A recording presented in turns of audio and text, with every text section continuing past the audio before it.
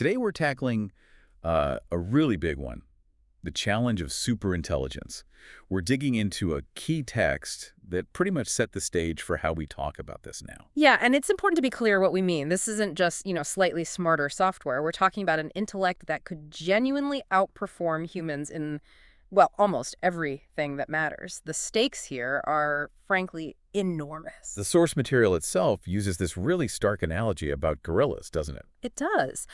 Basically, a gorilla's survival today depends way more on what humans decide than anything the gorillas themselves do. And the point is, if we build a true superintelligence, we might find ourselves in a similar position relative to it. Our fate could hinge entirely on its choices. That's the core idea. It's described in the text as, and I'm quoting loosely here, quite possibly the most important and most daunting challenge humanity has ever faced. And then there's that other line, the kicker. Hmm? Probably the last challenge we will ever face. Yeah, that's chilling. How fast are we talking here? Is this centuries away or? Well, that uncertainty is exactly why we need to focus on it now. So today our goal is really to unpack this. What is superintelligence? How might we get there? And crucially, this control problem, how do we, steer this towards something survivable, hopefully beneficial for everyone? Okay, let's start right there. Definitions. What forms could this superintelligence take? Right. So we can think about it in roughly three ways, and they can overlap. First, there's speed superintelligence. Think of it like this. Imagine you could perfectly copy a human brain into a computer Okay. and then just run that simulation, say, 1,000,000 times faster than biological speed. Same thinking process, just, way faster. Like hitting fast forward on human thought. Exactly. Then second, you have collective superintelligence. This is more about quantity and coordination. Think of a huge network of maybe less intelligent agents, but working together so effectively they outperform any single mind. Like a massive, super efficient company or maybe even humanity itself, but way more integrated. So lots of smaller parts working together perfectly. We kind of see versions of that already. We do, yeah. But the third type, quality superintelligence, that's maybe the most profound. This isn't just faster or bigger, it's smarter in a fundamentally different way. It might have cognitive architectures or algorithms that allow it to grasp concepts humans simply can't. Problems that are completely out of reach for us. A different kind of thinking altogether. Okay, so those are the potential forms. But how could machines gain such an advantage over, us? Yeah. Over biological brains? It really comes down to the hardware, the physical substrate. The first big one is scalability. Our brains are stuck inside our skulls, right? Okay. Limited by size, by how much energy they can use, how much heat they generate. Physical limits. We can't just add more brain matter. Precisely. But computer hardware, you can just keep adding more. Build it the size of a warehouse or bigger. There's no fundamental limit like the human skull. Okay, scalability. What else? Reliability and longevity. Biological neurons, they misfire sometimes, they age. Our brains need all sorts of redundancy just to cope. Transistors are way more reliable. And crucially, microprocessors don't get tired or, die after 80 years. They can run for potentially vast amounts of subjective time. They don't need sleep, don't degrade in the same way. Right. And third, there's content accumulation. Imagine an AI reaches human-level general intelligence. If it hasn't already, it could then ingest and process basically all human knowledge, read the entire internet, all scientific papers, everything in maybe days or weeks, something no human could ever do. So huge potential advantages in the hardware. But, people have been working on AI for decades. We've had these AI winters, periods of disappointment after lots of hype. What makes people think this intelligence explosion is actually plausible now? That's a fair point. Early AI had successes, things like logic theorist, Eliza. They were impressive for their time, sure. They showed computers could do things previously thought to require human minds, but only in very narrow, micro worlds. Like the chess example, right? Playing grandmaster chess was seen as needing deep general intelligence. Exactly. And then Deep Blue comes along using basically specialized search algorithms and wins. And people kind of went, oh, well, if that's all it takes, maybe it's not real intelligence. It led to that saying, as soon as it works, no one calls it AI anymore. Right. The goalposts kept moving. Because the really hard stuff, common sense, understanding language nuance, creativity, that seemed much further off. Those were seen as AI complete, solve those, and you basically have human-level AI. Okay, but then the idea of the intelligence explosion changes the dynamic. This concept of a seed AI, Tell us about that. Right, this is critical. A seed AI is an AI system that's smart enough to start improving itself.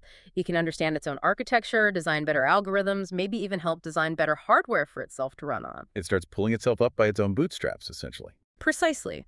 And the key moment is what the source calls the crossover point. That's when the AI becomes so good at improving itself that most of the progress comes from its own efforts, not from its human creators anymore. And that's when things could get really fast. Potentially, yes, because you get this recursive self-improvement loop. Each improvement makes it better at making the next improvement. This could lead to exponential growth far beyond historical precedent. The source uses this amazing comparison. Think about economic doubling times. Hunter-gatherers, hundreds of thousands of years. Industrial revolution, maybe 15 years. Post-AI takeoff, the world economy could maybe double every 2 weeks. Every 2 weeks.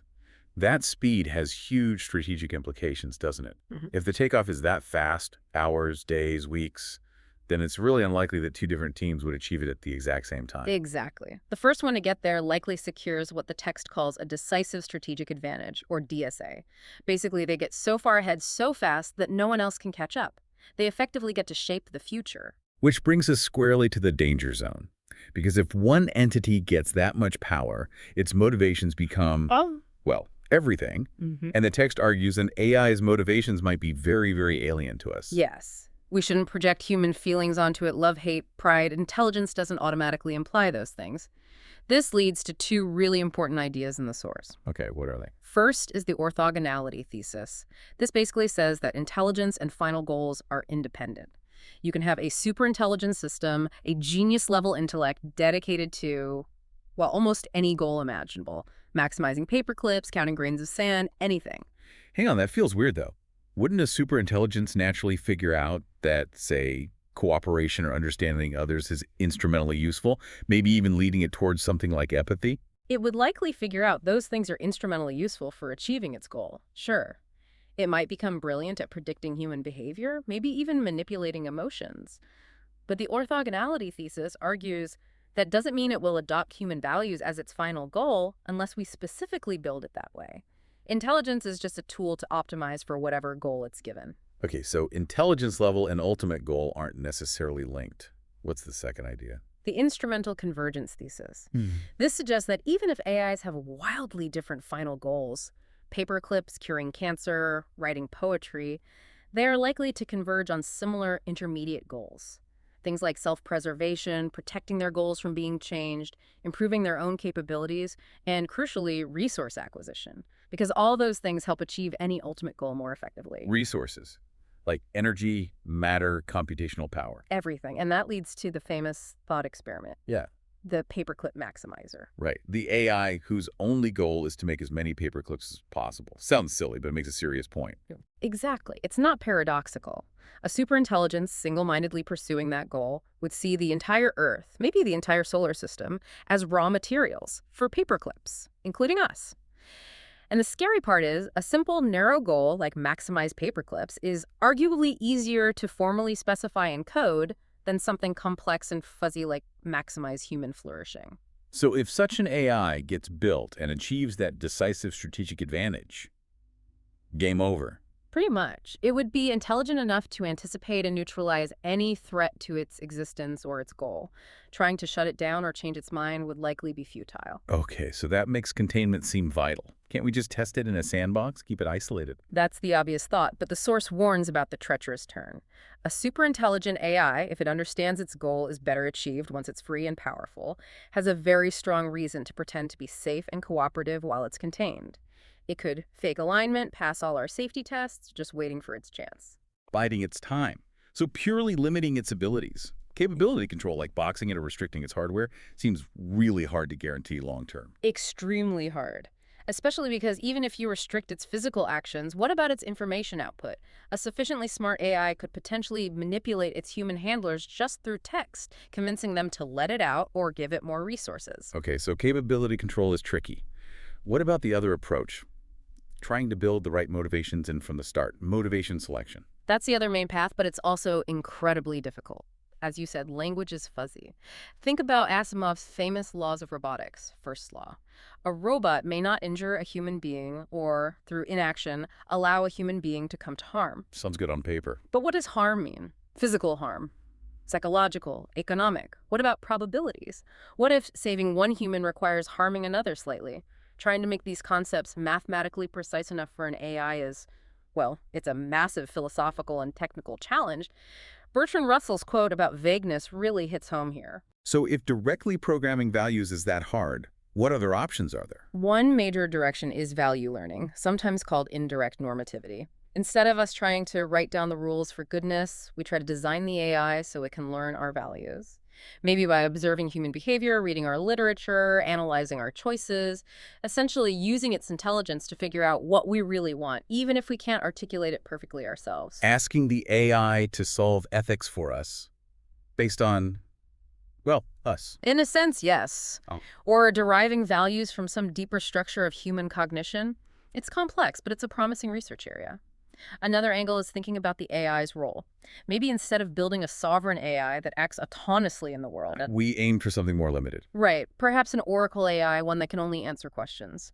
Or maybe a Genie AI that fulfills specific commands. These might be easier to control, at least initially, though they still have risks. An Oracle seems generally safer than a sovereign trying to implement some grand goal. Okay, let's shift gears slightly. If we somehow navigate the takeoff safely, if we manage the control problem, what does the world look like? This brings us to that of horses and men analogy. Yeah, it's a stark one. For most of history, technology complemented human labor tools, made workers more productive, raising wages. But the worry is that AI could become a near-perfect substitute for human labor in almost all areas. Like tractors and cars replace horses. Exactly. And when horses became obsolete as labor, their population collapsed. If AI can do most cognitive work cheaper and better than humans, wages for human labor could potentially fall dramatically, maybe even to subsistence levels. That sounds pretty dystopian. Widespread unemployment, poverty. It could be. But the source offers a really crucial counterargument focusing on capital. If AI is treated as capital machines, software, owned assets, and if humans retain ownership of that capital. Ah, so who owns the robots, basically? Right. Then, even if wages fall, the overall economic output could explode, as we discussed. The share of income going to capital could approach 100%, if that capital wealth is distributed broadly. Then humans could become incredibly wealthy without needing traditional jobs, through owning shares in the AI systems, maybe via universal basic assets or pension funds. Precisely. The total pie grows astronomically. So mass poverty isn't a necessary outcome, but it hinges critically on how the ownership and benefits of this incredibly productive AI capital are shared. Which brings us back to strategy. How do we get to that potentially positive outcome without stumbling into disaster along the way? Especially with competition. Tech races sound dangerous. They generally are. Think of the nuclear arms race. Mistrust, secrecy, pressure to cut corners. The analysis in the source suggests that having more teams competing might actually increase the risk. Wait, more teams is worse. Why? Because if you have many teams, each one knows its individual chance of winning the prize, getting the first superintelligence, is lower. So they might be more tempted to take shortcuts on safety, to gamble, just to get an edge. Fewer, more cautious teams might paradoxically be safer. And there's another weird finding, the curse of information. Yeah, this is also counterintuitive. You'd think more transparency, knowing what your rivals are doing, would be good, but some models suggest it can make things worse. If a team realizes it's falling behind, seeing the leader's progress might make them panic and take desperate risks on safety to try and catch up. So secrecy and caution might actually be beneficial in some ways, which feels uncomfortable. It does. It highlights the complex game theory involved. So wrapping this up, where does this leave us? We're facing this potentially monumental transition with superintelligence. We're the ones building it, which gives us maybe one crucial advantage. The chance to try and shape its initial conditions, to build it right, hopefully align with human values from the start. What's the most important thing to focus on right now, given all this uncertainty? The source argues strongly for strategic analysis. We need to really think through the landscape of possibilities, identify the crucial considerations, the pivot points, what research is most urgent, and importantly, what research might be negative value stuff that speeds up AI capabilities without proportionally improving our ability to control it. We need to prioritize safety and alignment work. And in terms of global strategy? The idea of establishing a common good principle early seems vital, making it clear that the benefits of superintelligence, whenever it arrives, should belong to all of humanity. This could maybe reduce the intensity of the race, the zero-sum thinking that makes cutting corners on safety seem attractive. Cooperation is key, but incredibly hard.